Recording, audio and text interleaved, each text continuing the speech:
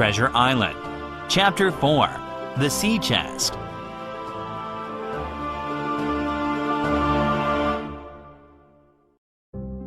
I lost no time in telling my mother everything I knew.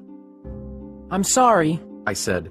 I should have told you what was happening a long time ago. Now we're in danger. My mother sighed and, as always, was worried only about our financial situation. Well, the captain owes us quite a bit of money, but I don't think any of his seedy old shipmates will pay his debts. The captain wanted me to go tell Dr. Livesey in the event of his death, but I can't leave you here alone and unprotected, I said.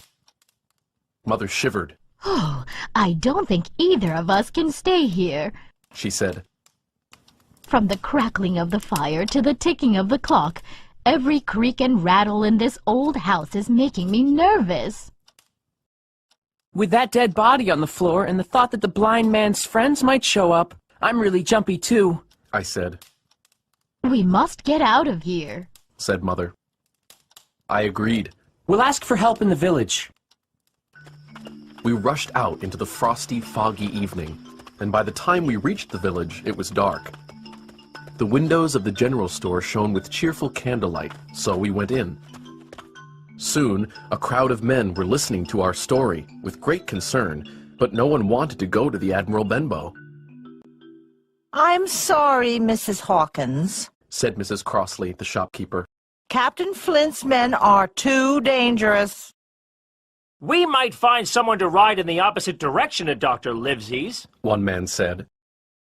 But no one in his right mind would dare help you defend the inn. I will not, Mother declared, lose money that belongs to my fatherless boy.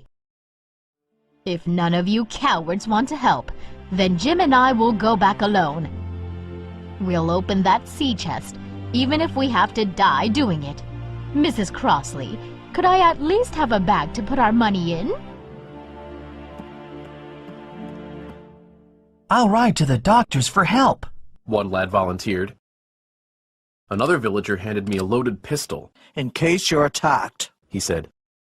So, my mother and I went back to the inn, slipping along the hedges, noiseless and swift. Finally, the door closed behind us. I bolted the lock, and my mother got a candle. Holding hands, we went over to where the captain lay on his back. His eyes were open, and one arm was extended. We must get the key to the sea chest off that body, she said. Oh, I don't even want to touch it. She let out a sob. I knelt down next to the captain, and close to his hand was a paper that was blackened on one side. This must be the black spot, I said. On the other side of the paper, in clear handwriting, was a message. You have until 10 tonight, I read. Just then, our old clock began to strike, and my mother and I jumped at the sound. We calmed down when we looked at the clock, and I sighed. It's only 6 o'clock. They won't be here for 4 hours yet. Now, Jim, Mother said. find the key. I searched all the captain's pockets but couldn't find it. Perhaps it's around his neck. She suggested.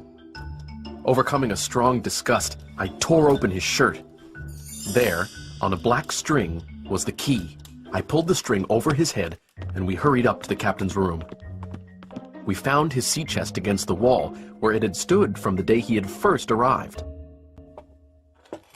Give me the key, said Mother, and after a few tries, she turned the stiff lock and opened the lid. On top was a suit of clothes, carefully brushed and folded. This suit has never been worn, Mother said, astonished. Under that were some worthless trinkets, a tobacco pouch, 2 brass compasses, a quadrant, and 6 curious seashells.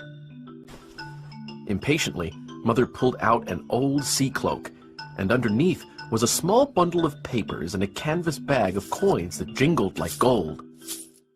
I'm an honest woman, Mother said. I'll take what he owes me and no more. Hold open Mrs. Crossley's bag, Jim. She pulled out a handful of coins and began to count them into the bag. Suddenly, I heard a familiar sound, the tap, tap, tapping of the blind man's stick on the frozen road outside, and I put my hand on Mother's arm. Listen. I whispered. The sound drew nearer and nearer, and we held our breath as the bolt rattled on the door. That horrible man is trying to get in. I whispered again. Then there was a long silence. At last, the tapping began anew, and to our indescribable joy, slowly died away. Mother, I said, take the whole thing and let's go. I won't take more than I'm owed, she said. but I won't be content with less.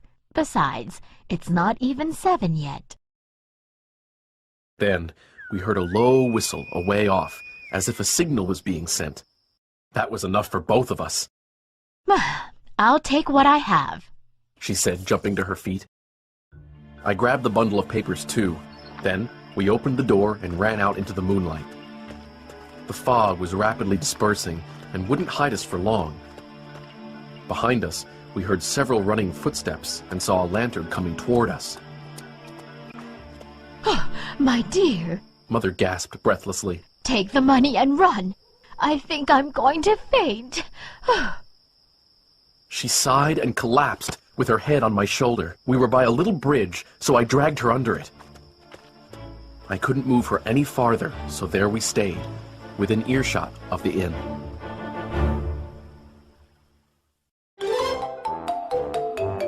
Little Fox.